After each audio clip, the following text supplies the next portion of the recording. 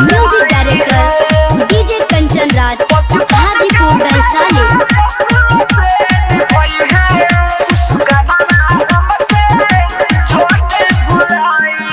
बड़ा मुश्किल से आईनी हमें ले हो, सुनो तोहरा से जौन कहिले हो, बड़ा मुश्किल से आईनी हमें ले हो, सुनो तोहरा से जौन कहिले हो।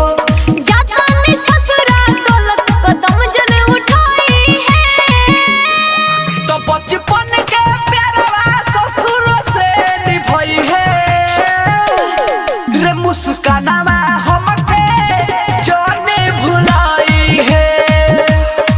मौका मिली तो नहीं हर मिले खाती आई है रे मुस्कानावा हमके जाने भुलाई है। मुस्कानावा हमके जाने भुलाई है। डीजे कंचन राज मौका मिली तो नहीं हर नीम चौक चौसीमा वैशाली। पल्लवी रिकॉर्डिंग स्टूडियो मठिया। इतने प्यारे तोरा सुना ससुरा में रह के, ससुरा में रह के फिर मिली आए जानू जाता निकोह के।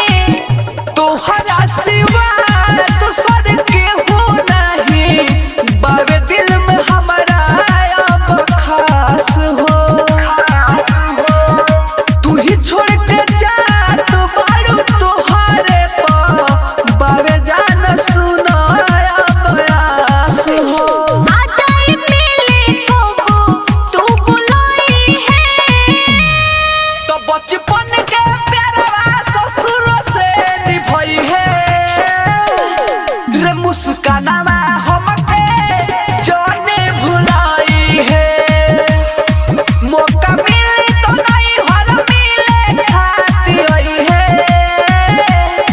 रे मुस्कानावा हमके जाने भुलाई है। जाने भुलाई है।